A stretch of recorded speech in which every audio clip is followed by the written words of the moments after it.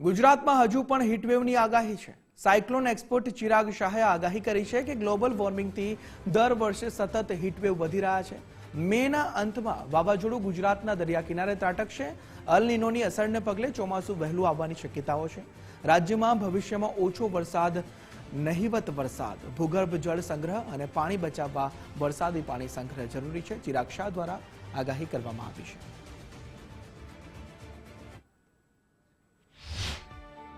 છેલ્લા ઘણા વર્ષોથી જોઈ રહ્યા છીએ કે 2017થી મોસ્ટલી વાત કરીએ તો ગુજરાતનું જે એટમોસ્ફિયર છે ડે એવરી યર ચેન્જ થઈ રહ્યું છે અને આપણી કલ્પના ના હોય એવા દિવસો આપણે જોઈ રહ્યા છીએ। સાયક્લોન જોઈ રહ્યા છીએ, આપણે શિયાળામાં માવઠા જોઈ રહ્યા છીએ, ઉનાળામાં માવઠા જોઈ રહ્યા છીએ અને ચોમાસામાં તો ઓલરેડી ડિસ્ટર્બન્સ થયેલું જ છે। તો આ બધી દુર્ઘટના આ બધી ઘટના જે બને છે એ ઘટનાની પાછળ મેઇન કારણ છે ગ્લોબલ વોર્મિંગ અને ગ્લોબલ વોર્મિંગનું મેઇન રીઝન છે કાર્બન ડાયોક્સાઇડ।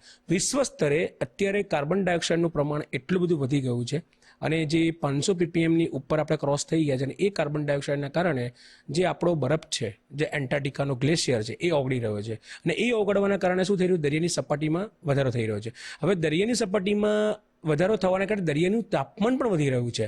અત્યાર સુધીમાં દરિયાનું તાપમાન વધતું હતું, હવે દરિયાનું તાપમાન વધવાના કારણે તેની જીવસૃષ્ટિ પર બી અસર થઈ રહી છે અને દરિયાનું તાપમાન વધવાના કારણે આપણી જે 3 બેઝિક સાયકલ છે, ઓક્સિજન, કાર્બન અને જે નાઇટ્રોજન, એ 3 સાયકલ ડિસ્ટર્બ થઈ ગઈ છે। જેના લીધે શું થાય છે કે આપણે વારંવાર દર વર્ષે ઉનાળા મહિનાની અંદરમાં આપણે અતિશય ગરમી જોઈ રહ્યા છે અને આ વખતે મારે કહેવું છે કે 1870માં જે એક ઘટના બની હતી ફોરેનની અંદર, એવી ઘટના અત્યારે આપણે આ વર્ષે ગુજરાતમાં જોઈ રહ્યા કે જેમાં ગરમીમાં અસહ્ય વધારો અને રાત્રે 10 વાગ્યા સુધી પણ લૂનો અહેસાસ થાય છે।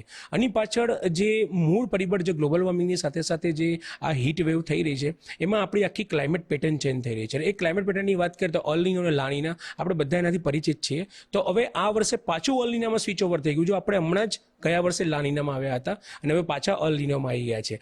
અલ નીનો એક સારી રચના છે પણ અલ નીનોની અસર પણ એટલી જ ખતરનાક છે અને અલ નીનો ડેફિનેટલી વાવાઝોડું લાવશે। એટલે હું આ મીડિયાના માધ્યમ દ્વારા કહેવા માંગીશ કે 25 મે થી 30 મેના સમયમાં ડેફિનેટલી ગુજરાતના કાંઠે એક વાવાઝોડું આવશે, એ ડેવલપ થશે અને એ વાવાઝોડાની અસર એટલી બધી ગુજરાત ઉપર નહીં થાય પણ ડેફિનેટલી દરિયા કિનારા કાંઠાના વિસ્તારો પર એ વાવાઝોડાની અસર જોવા મળશે અને એ વાવાઝોડાની અસરના કારણે જ આપણને આવનારું ચોમાસું કેવું છે એની અસર પર જોવા મળશે। પણ એવું કહી શકું કે જે આવનારા વાવાઝોડાની સાથે સાથે આ વર્ષે જો અલ નીનોની અસર પ્રોપર રહેશે તો ડેફિનેટલી આપણને ચોમાસું સારું જોવા મળશે પણ ચોમાસામાં વિક્ષેપ જોવા મળશે। એટલે કે જે ચોમાસું છે ને એ વહેલું આવશે, એના પછી પાછો 20-21 દિવસનો ગેપ આવશે, ત્યારબાદ પાછું ચોમાસું પ્રસ્થાપિત થશે।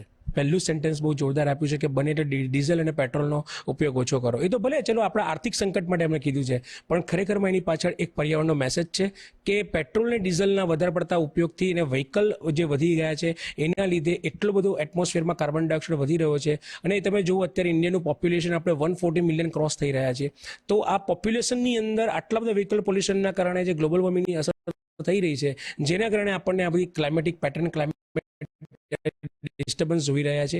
હવે સાથે સાથે એવું કહી શકાય કે હવે અટકાવવાનો એક જ રોડ છે આપણી માટે કે માત્ર ને માત્ર વૃક્ષો, એટલે એક ગ્રીન કોરિડોર ઉભો થાય દરેક સિટીમાં કે દરિયાકાંઠાના વિસ્તારમાં। એક મેનગ્રુવ એક એવી વનસ્પતિ છે કે જે મેક્સિમમ કાર્બન એબ્ઝોર્બ કરે છે અને વડ અને પીપળ આ એક એવી વનસ્પતિ મતલબ એક એવા ઝાડ છે કે જે હાઈએસ્ટ કાર્બન એબ્ઝોર્બ કરે છે। જો આનું રૂપાંતરણ જો કરવામાં આવે તો ડેફિનેટલી આપણે ગ્લોબલ વોર્મિંગની અસરથી થોડા ઘણા બચી શકીએ। બાકી ગ્લોબલ વોર્મિંગને અટકાવવું હવે અશક્ય થઈ ગયું છે કારણ કે આપણે વિશ્વ સ્તરે એટલા બધા કાર્બન ડાયોક્સાઇડ ઉપર લેવલ સ્તરે પહોંચી ગયા છીએ।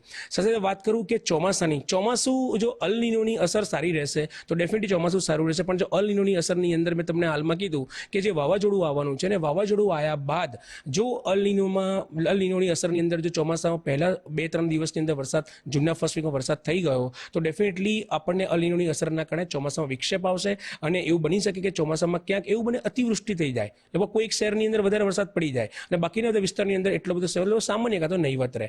પણ આ વર્ષનું અલ નીનો એટલે અમારા જેવા જેટલા બી સાયન્ટિસ્ટ છે જે વાવાઝોડા અને સાયક્લોનની વાત કરીએ છીએ અમે જોઈ રહ્યા કે આ વર્ષનું અલ નીનોના કારણે બી આપણું જે ચોમાસું છે ડેફિનેટલી 80 થી 90% તમે જોઈ જ રહ્યા છે। એ અમારું મતલબ કહેવાય ને કે એડવાન્સનું જજમેન્ટ છે। હજુ જ્યારે વાદળોની સ્થિતિ અને જ્યારે આપણે વાવાઝોડું આવ્યા પછી જે સ્થિતિ થશે એના બાદ અમે ડેફિનેટલી તમને જજમેન્ટ કહીશું કે વરસાદ આપણો ચોમાસું આપણા ગુજરાતની અંદર કેટલા સ્તરે થશે। વરસાદ સારો થઈ ગયો પણ જો આવીને આવી સ્થિતિ વારંવાર રહેશે તો ડેફિનેટલી એવું બની શકે કે દુષ્કાળ આવે, ભૂગર્ભનું પાણી મતલબ જે આપણું જે નીચેનું જે ગ્રાઉન્ડ વોટર છે એ ડેફિનેટલી અત્યારે લો ગેટમાં ચાલી રહ્યું છે કે જેનું જે ઝોન 1માં હોવું જોઈએ એ સમયે ઝોન 3માં આપણે અત્યારે છીએ. અત્યારે કૂવા પણ અંદર ઊંડા થઈ ગયા છે. તો આ પરિસ્થિતિ આવનારા ભવિષ્યમાં આનાથી વિપરીત થવાની પૂરેપૂરી સંભાવના સચિનભાઈ હું તમને કહું છું, કારણ કે અત્યારે ગ્લોબલ વોર્મિંગની અસર એટલા અમાઉન્ટમાં છે. તો હવે આના બચવાના ઉપાયો છે, અને બચવાના ઉપાય એ જ છે કે પ્રશાસન અને પબ્લિક બંને સાથે મળીને કાર્ય કરીને જેટલો બી વરસાદનું પાણી, જેટલો બી વરસાદ પડે છે એટલો પાણીનો સંગ્રહ કરવામાં આવે. આપણી જે અમદાવાદની પૂરી જે જૂની રચના છે, જે પોળ વિસ્તારમાં લોકો આજની તારીખમાં અમુક મેગા નક્ષત્રીને પાણી ભેગા આખું વર્ષ પાણી વાપરે છે, એવી રચના જો આપણા સોસાયટીમાં ફ્લેટમાં કરવામાં આવે, રેઇન વોટર હાર્વેસ્ટિંગ કરવામાં આવે, અથવા તો જે ટેરેસ્ટ્રિયલ વેલની જે યોજના છે મ્યુનિસિપાલિટીની એ આપણે સોસાયટી ઇમ્પ્લિમેન્ટ કરવામાં આવે તો ડેફિનેટલી આપણે આવનારા દિવસોમાં આ વસ્તુનો પ્રોબ્લેમ નહીં થાય. અને આ બધી વસ્તુ કરવાથી શું થશે કે આપણું જે ભૂગર્ભ જળ છે એનું લેવલ અને સ્તર પણ મેન્ટેન રહેશે. અત્યારે શું થાય કે 80% વરસાદ આપણો વ્યર્થ જાય છે, દરિયાના પાણીમાં મિક્સ થઈ જાય. એના કારણે જ દરિયાની સપાટી અને દરિયાના પાણીના જે ટેમ્પરેચરમાં તફાવત આવે છે. એટલે અત્યારે જમીનમાં જે પાણી જતું નથી એ પણ બહુ મોટી સમસ્યા છે. એટલે આવનારા દિવસોમાં આપણે આ બે વસ્તુનું સમાધાન કરવા માટે આપણે રેઇન વોટર હાર્વેસ્ટિંગ કરવું ફરજિયાત બનશે.